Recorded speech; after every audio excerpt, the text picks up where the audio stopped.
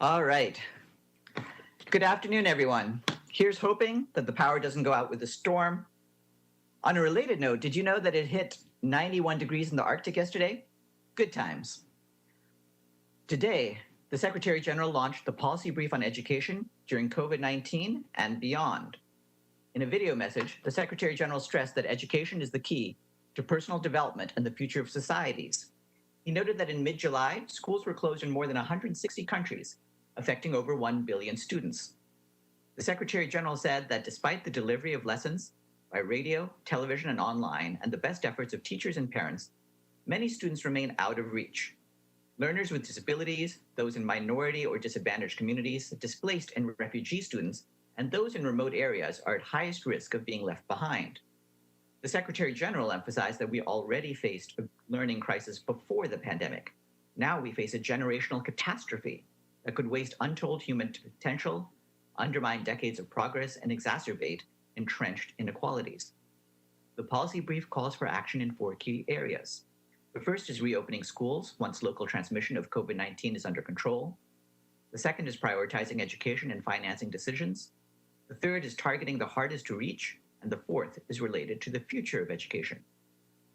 The policy brief was launched alongside the Save Our Future campaign, a multi-partner initiative aimed at reimagining the learning agenda and ensuring that education becomes a core part of the COVID recovery around the world.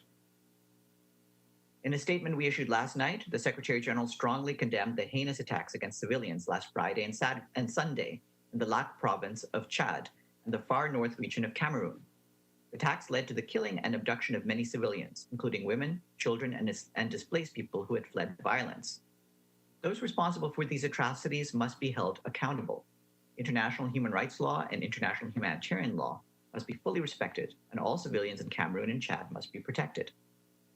The UN remains steadfast in its support to the countries of the Lake Chad Basin in their efforts to overcome the scourge of terrorism and address the security, political, humanitarian, and socio-economic challenges in the region.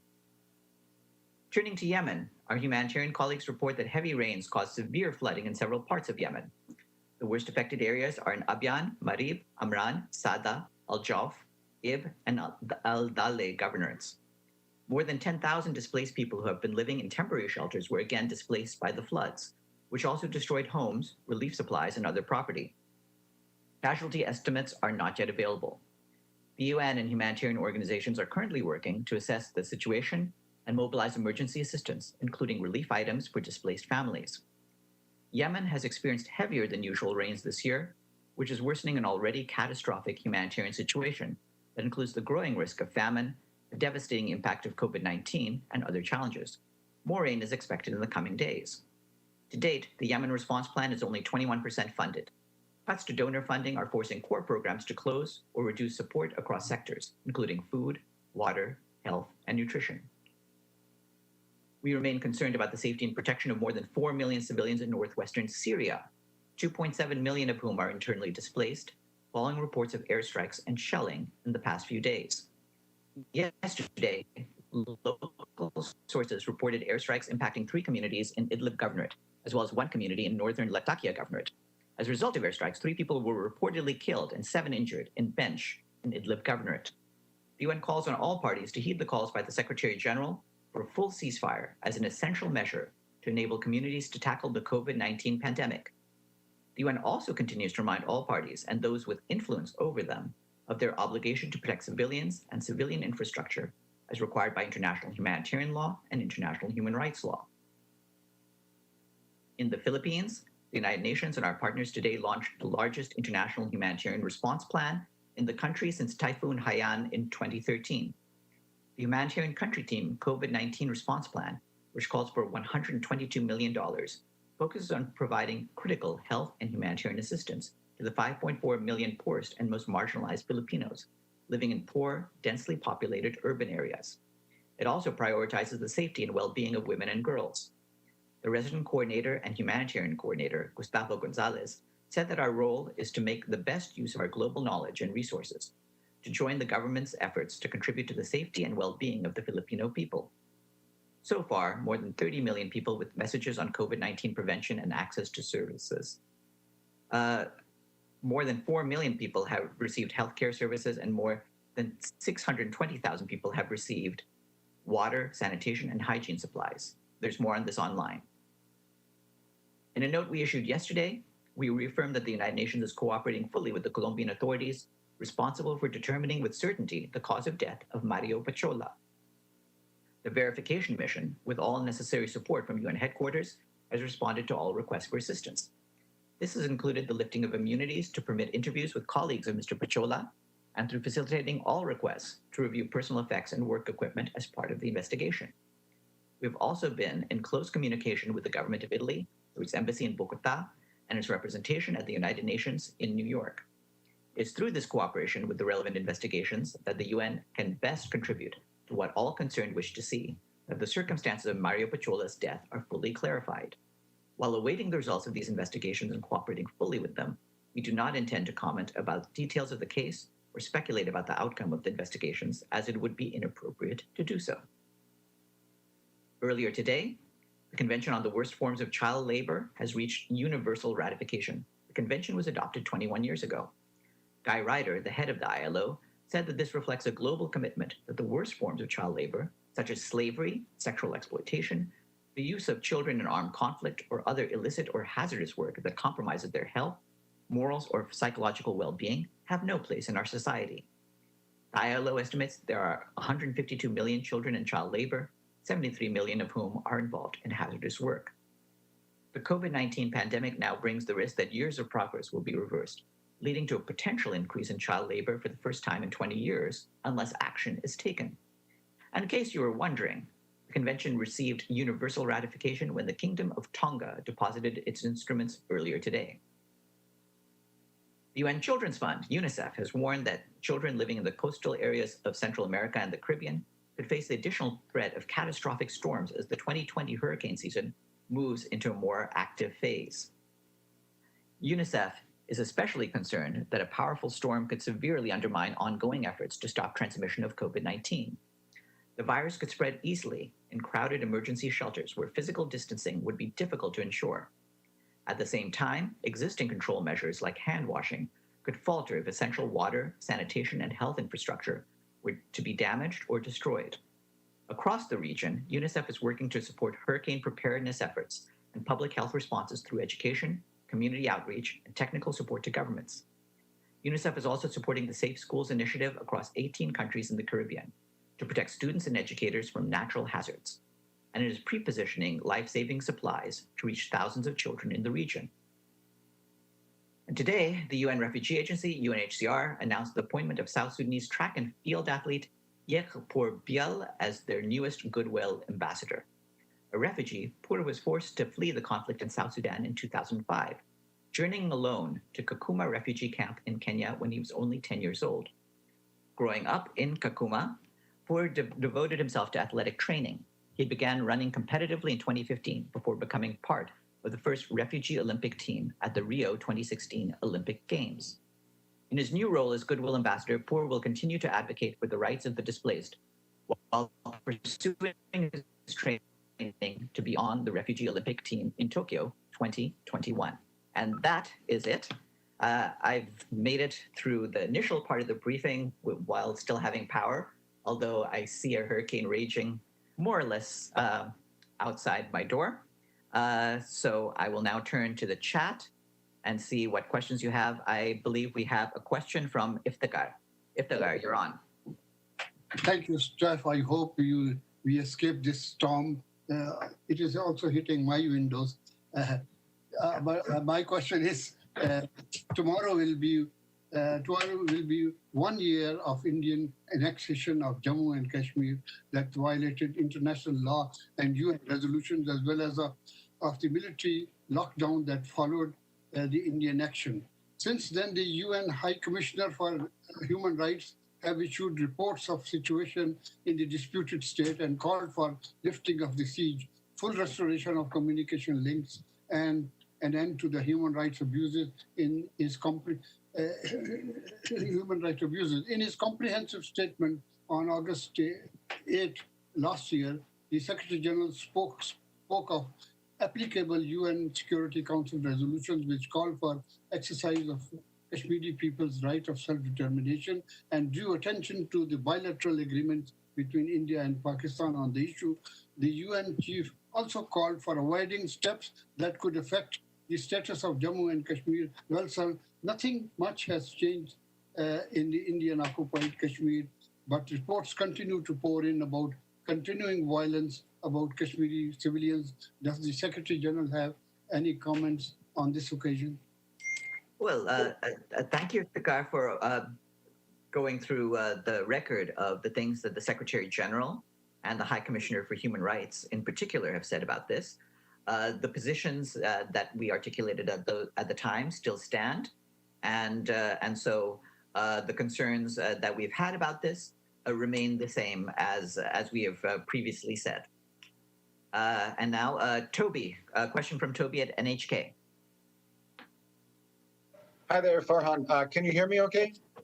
Yeah, I can hear you. Thank you. So with regard to the policy brief on education, I think as many as 100 countries have yet to announce any specific plans for reopening schools and restarting their education systems after the pandemic. What does the Secretary General have to say about that status of worldwide education? That's the first question. And the second one is, what regions of the world are responding well in terms of education, and which have room for improvement? Can you speak regionally a little bit about this issue? And if you wouldn't mind mentioning the U.S., I'd appreciate that in particular. Thank you very much. Thanks, Toby.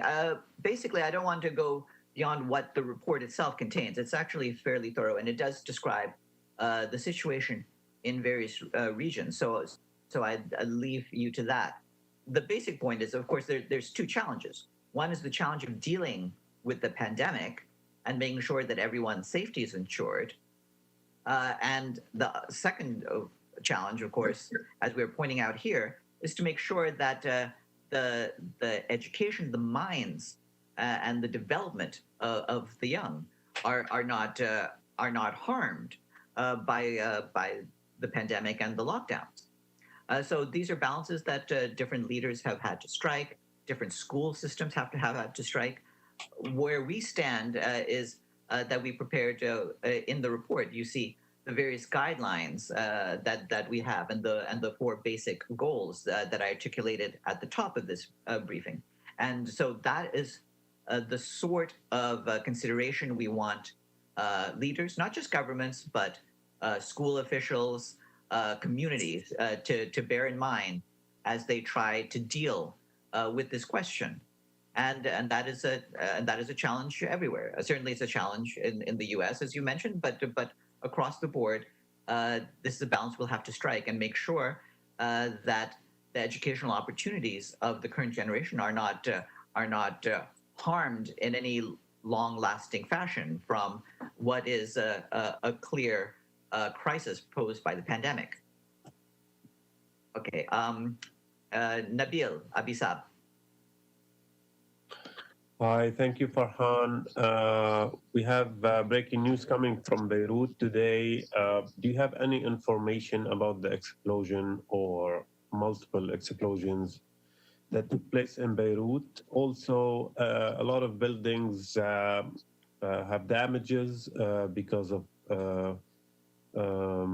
these explosions. Do you know about any UN facility or building that also is damaged because of this? Or do you have any personnel, any victims from your personnel in Beirut? At this stage, we have no indication from our colleagues in Lebanon that there's been any harm to UN personnel or facilities. And certainly I hope that they're all okay, and I hope that the people of Lebanon are okay. They're very worrying signs of explosions. We do not have information about what has happened precisely, what has caused this, whether it's an accidental or man-made act. And so we will need that information to respond. Once we get that, we'll probably try to express something further. But at this stage, our thoughts are with the people of Lebanon, and we hope that whatever has happened, that the damage is limited, and that the safety of the Lebanese people will be ensured. Stefano Baccara, you have a question? Yes, thank you, Farhan. I actually have two questions. One is about the UN volunteer in Colombia, Paciolla. Thank you for the statement you released yesterday, you sent. I have a question about that. When you specified that there has been a release of diplomatic immunity, on certain people and the mission of the UN mission in Colombia, so they can answer questions. There is this is, you mean like the question of the police, for the police investigation, right? Yeah, well, regarding that, the basic point is the lifting of immunity applies to a small number of colleagues that the Colombian authorities wish to interview. So in order to allow those interviews to take place, we lifted immunity, like I said, to a small number of colleagues who are on the ground in Colombia. You're muted.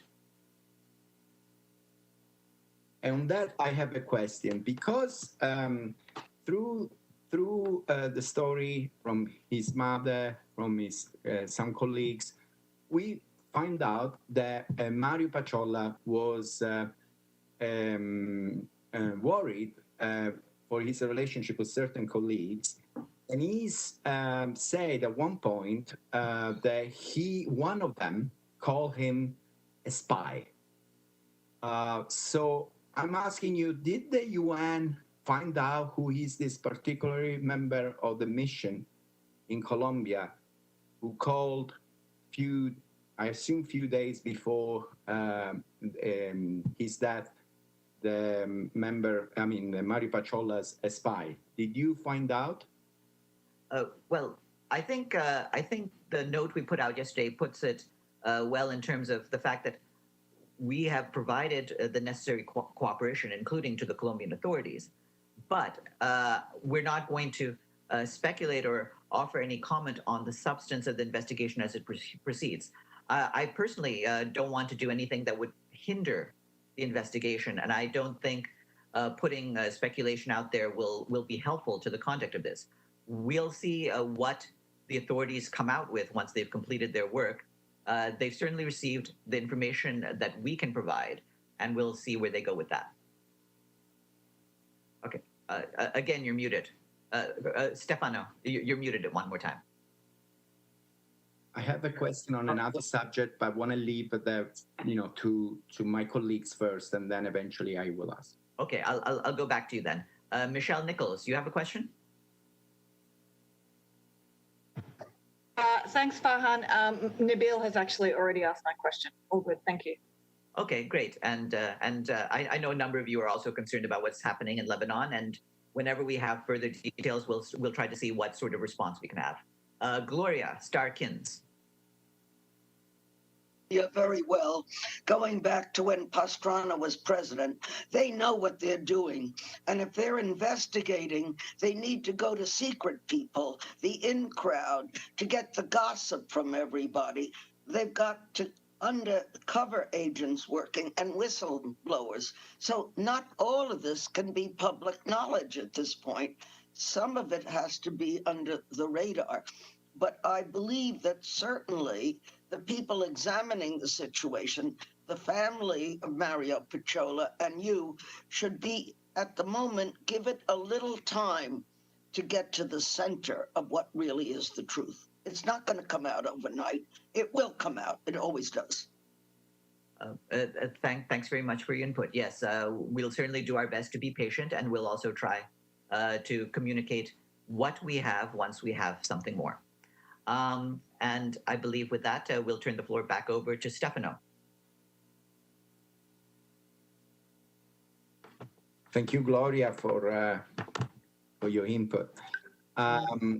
We are here asking questions every day just because we want to make sure that everything is done. And I understand that there is time, they need time, but at the same time, this time doesn't have to become years or months of years. There are certain things that had to be to find out if a person was killed or died of suicide, I think shouldn't take so long. Anyway, my question, thank you, Farhan. My question is actually on another subject. It's about Libya.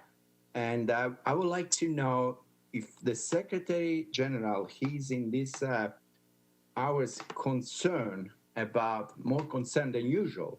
I know he's concerned about Libya, but more than usual about what's happening between Egypt and Turkey. I mean, the words exchange between the two countries are looking more in an escalating phase. And any comment on the fact that the Security Council didn't put on his agenda a meeting schedule on Libya? I understand that usually it's 1 month, yes, 1 month off about the countries that the mission that you choose that the Security Council choose. But in this case, when we are expecting any moment an escalation, where two important countries, big country like Egypt and Turkey, could start to shoot at each other, does the Secretary General think that the Security Council should be having this meeting on Libya already scheduled to try to, diffuse, to try to make things better? Well, first of all, regarding the Security Council, they, of course, control their own program, and it's up to them. We certainly think that if the situation warrants it, they should look at the situation in Libya, and we're certainly prepared to brief them on the matters on the ground whenever they choose to take it up again. And regarding the situation concerning other countries, we've made very clear that we do not believe that there needs to be any more weapons, any more armaments, any more personnel on the ground in Libya. There's been too much violence there already, and my gosh, I wish you could see what I can see outside my window right now. It's pretty dramatic. I think that the violence there needs to stop, and that has been the Secretary General's call to all the parties and the call by Stephanie Williams. And with that, I'm going to leave off. I certainly hope that we make it through this storm, but I will turn off now and wish you a good afternoon. Have a great day, everyone. Stay safe, Farhan. What? Stay safe. Okay. Good luck, everyone. I hope we all make it through the storm together. Thank Bye. you.